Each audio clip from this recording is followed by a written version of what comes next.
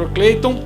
Eu conheço pessoal, estou conhecendo pessoalmente agora, mas já o conhecia por algumas decisões que eu tenho acompanhado suas lá no Tribunal de Justiça, e tenho cuidado de ler, porque há um conteúdo muito bom jurídico nas suas decisões, e não poderia ser diferente, porque o Dr. Cleiton é um desembargador do Tribunal de Justiça do Estado do Paraná, diretor-geral da Escola de Magistratura do Paraná, professor associado da Faculdade de Direito da Universidade Federal do Paraná, mestre em Direito Probatório pela Universidade de Girona, na Espanha. Feitas as apresentações, eu passo a palavra, então, ao Dr. Cleiton.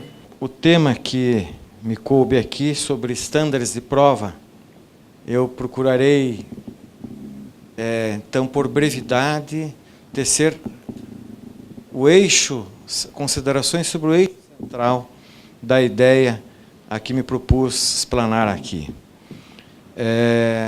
Falar sobre estándares de prova no processo civil, no entanto, exige um ponto de partida no princípio da presunção da inocência do processo penal. É claro, quando, e o professor Pansieri tocou nesse ponto, quando que alguém deixa de ser presumido inocente? É quando nós temos prova suficiente para condenar. E quando nós temos prova suficiente para condenar? Esse é o tema, senador, conversávamos no início, dos estándares de prova. Fixar um estándar de prova é fixar, digamos assim, um umbral, a partir do qual nós teríamos, nos autos do processo, devidamente justificado e provado, elementos de prova nos autos e uma justificativa, uma fundamentação, uma motivação na decisão judicial, fazendo uma análise lógico-racional e conjunta e também valorativa desses elementos de prova, de tal maneira que qualquer pessoa que pudesse ler essa decisão chegaria à mesma conclusão a que se propôs o juiz ao proferir tal ato judicial. Mas, se formos verificar, e eu coloco ali, na Constituição ou mesmo na legislação, aonde está uma definição desse umbral, desse mínimo probatório, para que possamos ter como provado um fato, não encontraremos. Temos que fazer deduções lógicas e racionais a partir do princípio da presunção de inocência. Pois bem, pouco se tem discorrido a respeito de estándares de prova no processo em geral, penal, civil e até administrativo.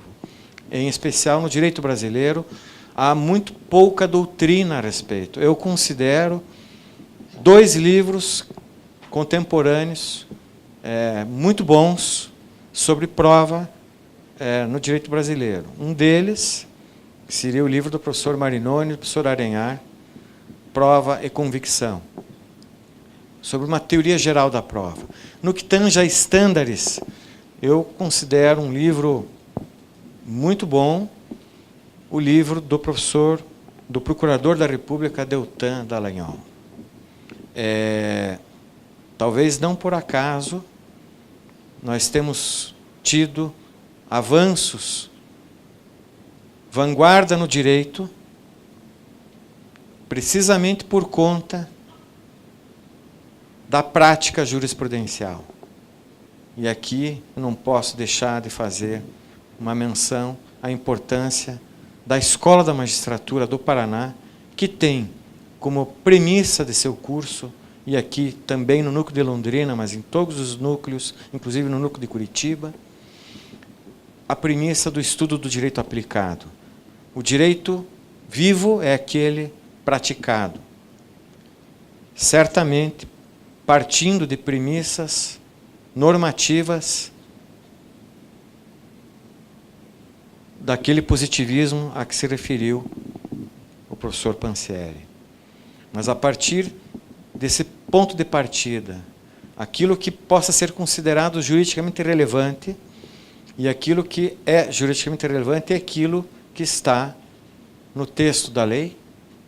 Efetivamente, temos de partir dessa premissa democrática, uma lei aprovada pelos representantes que nós elegemos, que o povo elegeu. Essa premissa da legalidade é inafastável, como é inafastável depois, no conflito concreto, a jurisdição. Então, nesse contexto, nós vimos aí a colaboração premiada, nós vimos aí várias situações. Claro, podemos criticar aqui ou ali esses instrumentos jurídicos de busca da verdade dos fatos, mas a questão é que nós não podemos, quando estudamos prova, ficar circunscritos à ideia de que a prova é apenas a testemunha, o documento, a perícia, uma ata notarial, talvez uma outra prova atípica, um depoimento pessoal, uma confissão, uma inspeção judicial, enfim. A prova é muito além do que isso. E acho que nós precisamos também levar a sério não só a premissa maior do silogismo, a regra, a norma-regra, mas também a premissa secundária, a premissa menor, os fatos. Porque sem os fatos nós estaremos apenas em meras suposições. Então, a exortação que eu faço ao tratar desse tema é que as presentes e futuras gerações de profissionais do direito passem a ter uma maior atenção para o tema da prova no processo. Passem a ter mais atenção para os fatos, porque um fato que é objeto de prova, na verdade, nenhum de nós, quando estamos diante de um processo, presenciamos aquele fato. Então veja que interessante, o processo jurisdicional, civil, penal, ou mesmo o processo administrativo, tem por objeto não o fato, mas afirmações de fato. O que se prova, portanto, não é o fato, são as afirmações do fato formuladas pelas partes no processo. E nós sempre temos, invariavelmente, pelo menos duas versões do mesmo fato. A versão do autor e a versão do réu. A versão do Ministério Público e a versão do acusado. A versão do advogado do autor, a versão do advogado do réu. E por aí vai. O que, de fato, aconteceu? É claro, reconstruir aquilo que efetivamente ocorreu na realidade é muito difícil. Não só para o juiz, mas para os advogados, para o Ministério Público. Aquilo que o cliente narra para o advogado nem sempre é 100% verdadeiro, nem sempre corresponde ao que aconteceu. O Ministério Público, por sua vez, investiga, é parte no processo e, é claro, tem os seus vieses também.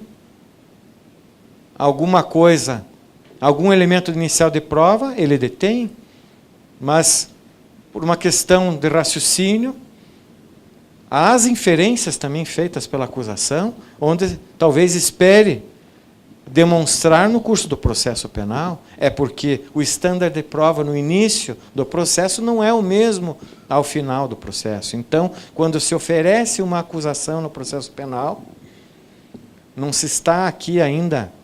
O próprio Código de Processo Penal tem uma linguagem, elementos suficientes de autoria,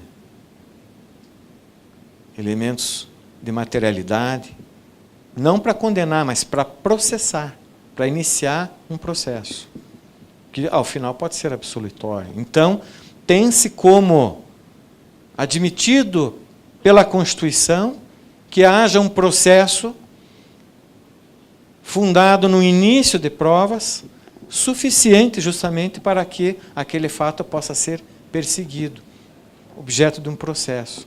Mas, ao final, a conclusão pode ser pela absolvição. Então, falar de estándares a partir do princípio da presunção de inocência no processo penal leva a uma primeira conclusão.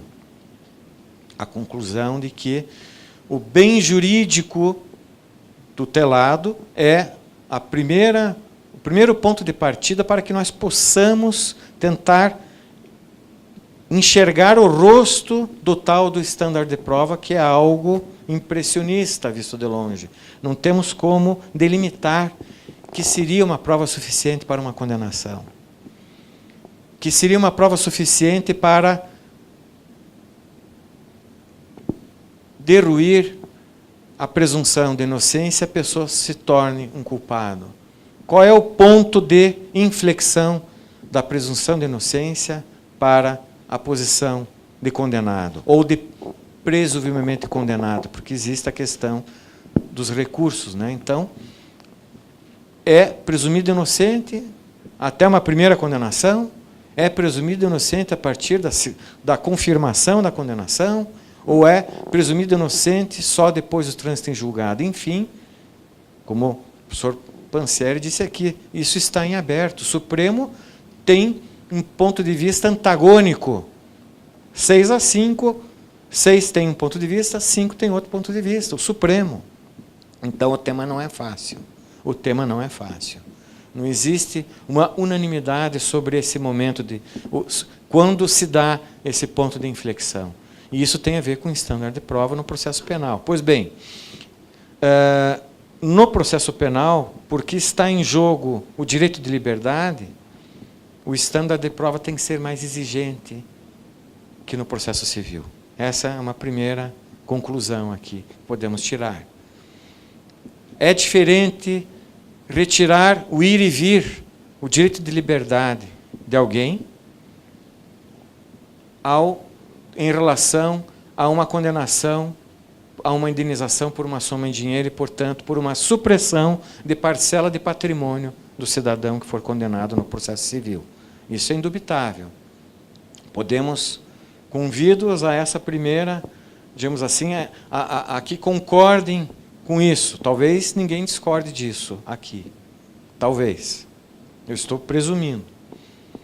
Pois bem, se isso for aceito, então o estándar no processo penal tem que ser mais exigente que o estándar no processo civil. E qual seria o estándar no processo penal? Pois bem, na doutrina, na jurisprudência norte-americana, do direito comparado, disse que um réu pode perder o seu ir e vir desde que não haja nenhuma dúvida além do razoável. Isso é uma doutrina norte-americana. Se houver alguma dúvida razoável, o réu tem que ser absolvido no processo penal. Traduzindo isso em probabilidade numérica, estatística, porque o tema da prova, existem duas grandes correntes que vêm desde pensadores como Pascal e Bacon para o pensamento pascaliano, que se funda em probabilidade matemática.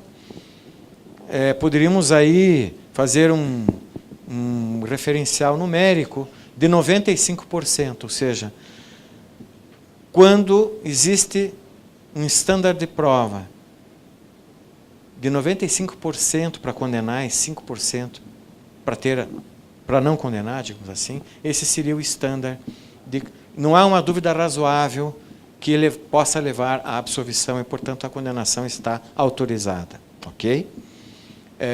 Digo 95% porque falava há pouco. Se o processo é um instrumento de reconstrução de fatos, cujas pessoas, os atores jurídicos, os profissionais, não presenciaram esse fato, então é óbvio que ele não será 100% reconstruído. Isso é impossível. A reconstrução de 100%, em todos os detalhes, é praticamente impossível. Pode até ocorrer, mas é muito difícil que ocorra. Então, fala-se aí em 95% de elementos de prova a favor de uma tese condenatória.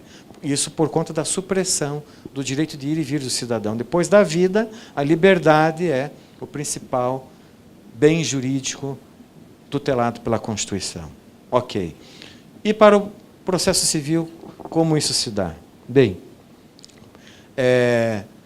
utilizando aqui também esse referencial doutrinário jurisprudencial norte-americano, nós podemos dizer que o estándar é menos exigente, mas que não tem apenas um estándar só. Não há apenas um estándar no processo civil, há vários estándares. Até no próprio processo penal podemos também fazer essa referência. Disse há pouco que para receber a denúncia, o estándar é menos exigente que para condenar. Partir do estándar mais exigente da condenação, por ser o ponto de inflexão de inocente para culpado. No processo civil, no entanto, nós podemos, no momento da sentença, vislumbrar mais de um estándar, o que não se dá, ou que não se daria, pelo menos em tese, no processo penal. É claro, temos lá a transação, temos essa discussão que o ministro Nefe Cordeiro se referiu, da pena concreta, e isso tudo pode alterar também o tema do estándar no processo penal. Com certeza, atinge também essa fala. Mas no processo civil nós podemos ter um estándar, digamos assim, regra, padrão, que é o estándar do mais provável que não. Então, 51% numa lógica pascaliana. Mas nós vamos trabalhar mais com probabilidade, trabalhamos, sem saber, com probabilidade mais baconiana, né? Porque o direito não é uma ciência exata. É aquilo que se diz, né? 2 e 2, o cantor diz 2 e 2, no direito jamais serão 4, serão 5. Então, por conta disso, não há como matematizar o direito, mas nós podemos ter aproximações. Então, nesse sentido, se estiver mais provável do que não, é o suficiente para uma condenação por dano moral, por exemplo. Essa é a regra geral. Mas, por exemplo, na improbidade administrativa, eu estou sustentando que o estándar de prova não é o da prova preponderante, não é aquele mínimo. Não se pode suprimir um mandato a uma pessoa que foi eleita pelo povo com prova preponderante. A prova tem que ser clara e convincente. Esse é um estándar de prova também do direito norte-americano. Ok?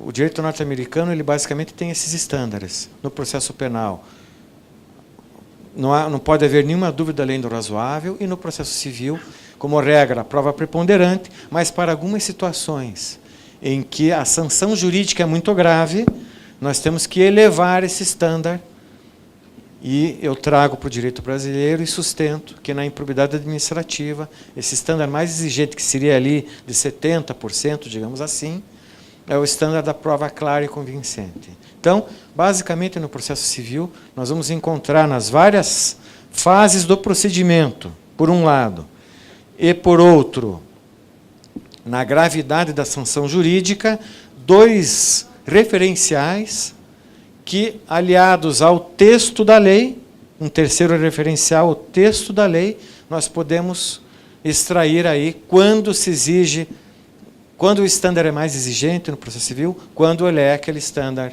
mínimo de 51%, o estándar da prova preponderante. Então, vamos verificar, por exemplo, a questão relativa às tutelas provisórias. Numa tutela antecipada, o que diz o texto da lei? A tutela antecipada urgente será deferida quando houver elementos que evidenciem, olhem só, é até um pouco redundante, elementos que evidenciem a probabilidade do direito. Ali deveria ter dito probabilidade do fato. Se bem que quer fazer referência também ao fumus boniuris, né? E o perigo de dano ou o risco ao resultado útil do processo. Então, de um lado, a fumaça do bom direito, probabilidade de que a parte tem direito, e de outro lado, o perigo in mora. Não é? Então, o juiz tem que sopesar, existem teorias, quanto mais for provável o direito, menos a parte tem que demonstrar o perigo e vice-versa. Quanto mais improvável o direito, a parte tem que demonstrar o perigo in mora, a situação de perigo. Então, vejam que isso tem a ver com documentos, pode ser um depoimento testemunhal reduzido a termo, uma prova testemunhal documentada, enfim, pode ser um atestado médico, pode ser um laudo pericial, um laudo técnico, enfim. Há que se ter um início de prova e uma situação que justifique um risco de vida, enfim, N situações que podem ser suficientes para o deferimento de uma tutela liminar. Isso todos os profissionais lidam com isso no dia a dia, mas sem perceber que estão lidando com um estándar de prova, que eu estou chamando aqui de inferência da melhor explicação, porque no direito americano também existe a inferência da melhor explicação. A inferência da melhor explicação, na realidade, ela não é pensada propriamente como um estándar de prova no direito norte-americano. A inferência da melhor explicação na verdade, uma ferramenta de racionalidade argumentativa para, enfim, de uma certa maneira, trabalhando com a prova, e mediante justificação, levar ao convencimento judicial. É uma ferramenta que contribui para a análise da prova existente naquela fase do processo e a sua justificação, a sua fundamentação. Mas ela pode ser também, a inferência da melhor explicação, um estándar de prova? Pode. A diferença da inferência da melhor explicação para o direito provável e para a prova clara e convincente está em que a inferência da melhor explicação, por vezes, pode trabalhar com um mínimo de prova. Então, imagine aquela situação, um acidente de trânsito, o autor tem uma testemunha, a parte ré tem outra testemunha, com versões antagônicas sobre o mesmo fato. Se o juiz for aplicar a regra de distribuição do ônus da prova, ele vai julgar improcedente o pedido. Como ele também vai julgar improcedente a reconvenção, antigo pedido contraposto, no extinto procedimento sumário. Mas a ideia talvez não seja essa. O acidente aconteceu, ninguém nega que possa haver um culpado. Na esfera civil, a questão é patrimonial. Então, o estándar não é tão exigente assim. Se o direito for patrimonial disponível, podemos, de repente, admitir que o juiz julgue segundo a melhor explicação para o caso concreto. Outro dia eu estava lá no tribunal, um quórum de 3-2. Um acidente de trânsito em Umuarama aqui. Um ônibus saiu da principal, entrou numa secundária, o veículo estava parado, uma colisão sem maior expressão. Raspou um veículo no óculo. Esse é o tipo do caso que acaba surgindo ali uma discussão possível a respeito desse assunto. E o quórum se dividiu. 3 magistrados tiveram uma percepção, tinha fotografias da posição final dos veículos, e havia a versão, no caso não eram testemunhas, o condutor do ônibus tinha uma versão, o condutor do veículo tinha outra versão. 2 magistrados entenderam que a culpa foi do ônibus, 2 magistrados entenderam que a culpa foi do veículo, 3 magistrados entenderam que a culpa foi do ônibus. Dentre eles eu me incluí. Claro que a gente acaba tendo que partir por uma inferência da melhor explicação, num caso como esse. Não é? O ônibus, pelo Código de Trânsito, e também tem regra jurídica, o ônibus de maior porte tem que velar pelo veículo de menor porte na circulação. Então, esse é um argumento também utilizado para inferir da posição final dos veículos a melhor explicação. Então, a maioria entendeu que o ônibus foi quem, no fazer a conversão, não teve o devido cuidado, invadiu, de certa maneira, havia um pouco da contramão, por conta da posição final ali. Mas são inferências que a maioria tirou da prova documental, da fotografia. Na falta de uma versão testemunhal que pudesse elevar o estándar, foi julgado ali com um estándar mínimo. Isso tanto pode ser verdadeiro como pode não ser. Mas o processo, ele não necessariamente se decide em verdades no processo. Uma coisa é a prova, outra é a verdade. Não necessariamente quando o juiz dá por provado um fato, ele está dizendo que o fato é verdadeiro. O processo não julga nem verdadeiro nem falso. O processo julga aquilo que se dá e se declara provado ou não provado. Então, há essa diferença filosófica entre prova e verdade, teórica e filosófica, inclusive. Eu poderia aqui trazer mais alguns exemplos. Por exemplo, o mandado de segurança. Vejam, no mandado de segurança, o que se questiona? Direito líquido e certo diante de um ato abusivo de autoridade. Eu já vou caminhando para o final. Vejam que, quando a lei fala em direito líquido certo, a doutrina faz uma correção. Ela diz, na verdade, é o fato que é líquido e certo. Por exemplo, Sérgio Ferraz, talvez uma das melhores obras de mandado de segurança, a melhor obra de mandado de segurança, Sérgio Ferraz. Ele diz isso. Não é o direito que é líquido e certo, o que é líquido e certo é o fato. Aí o Supremo Tribunal Federal tem uma súmula. Decisão denegatória do mandado de segurança, não fazendo coisa julgada contra o impetrante, não impede o uso da ação própria, as chamadas vias ordinárias. Então, se a parte não fizer prova documental no mandado de segurança, da certeza e liquidez do fato que o impetrante alega estar a seu favor, líquido e certo, a denegação do mandado de segurança, por esse fundamento, quando o juiz assim ressalva na sentença denegatória que as partes podem rediscutir o tema nas vias ordinárias, porque a cognição é mais ampla, e aqui então é mais um elemento que se agrega para que nós possamos enxergar aquele umbral de prova suficiente, no caso concreto, a cognição.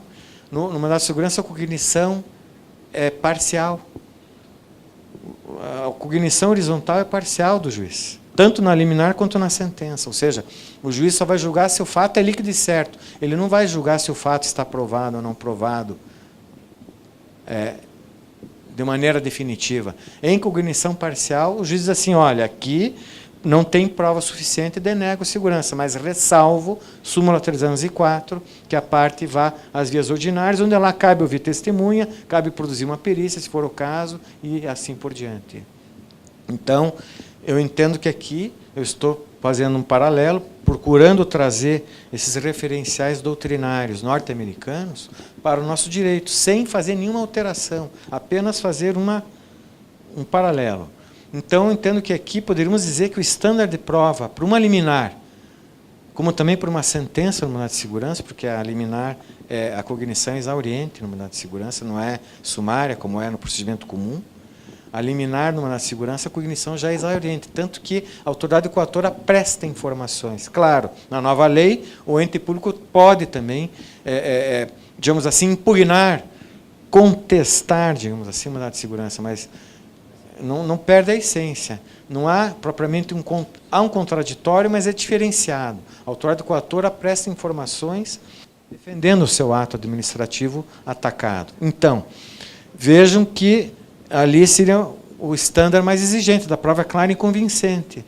Se não houver prova clara e convincente da liquidez e certeza do fato, não está descartada que haja prova daquele mesmo fato, mas uma prova preponderante no procedimento comum. Súmula 304. Eu poderia aqui fazer um paralelo com outras situações, por exemplo, voltando à improbidade administrativa, onde o estándar também me parece ser a prova clara e convincente, um estándar mais exigente, a destituição do poder familiar. É muito grave destituir um pai e uma mãe do poder familiar, mas por vezes isso é inevitável, por drogadição, por maus tratos, por violência, por N situações, por abuso sexual, cabe a destituição do poder familiar. Então, no entanto, a prova há de ser exigente, porque às vezes existem litígios, existem vinganças familiares, e nessa hora, então, o juiz é muito responsável para o juiz destituir. Se a prova for clara e convincente, tem que destituir o poder familiar. Mas entendo eu que, assim como na improbidade, não se tira o mandato com provas que não sejam robustas, não se pode também destituir um pai e uma mãe do poder familiar. Eu teria outras coisas a dizer, mas eu concluiria dizendo que O direito constitucional à prova e o devido processo fazem derivar a garantia da fundamentação das decisões judiciais quanto às provas das questões de fato controvertidas. De consequência, há o dever de o juiz valorar as provas e formar a sua convicção de modo racional, a partir do método do raciocínio probabilístico indutivo, segundo esquemas mentais que dependem da credibilidade das proposições. Aquilo que falei, que se prova não é o fato, é o enunciado, é a afirmação do fato. E a afirmação do fato é uma proposição. Quando não a corroboração dos argumentos que dão apoio para as hipóteses, eis que não se admite as meras generalizações próprias dos métodos probabilísticos matemáticos, quantitativos, baseados simplesmente na medição de frequências. Então, temos que ter muito cuidado com a tal da prova estatística. A prova estatística, ela dá um apoio, ela é uma premissa interessante, mas nós não podemos dizer que uma pessoa que é portador de câncer no pulmão, porque fumou toda a vida, há nexo causal entre o ato de fumar e a doença.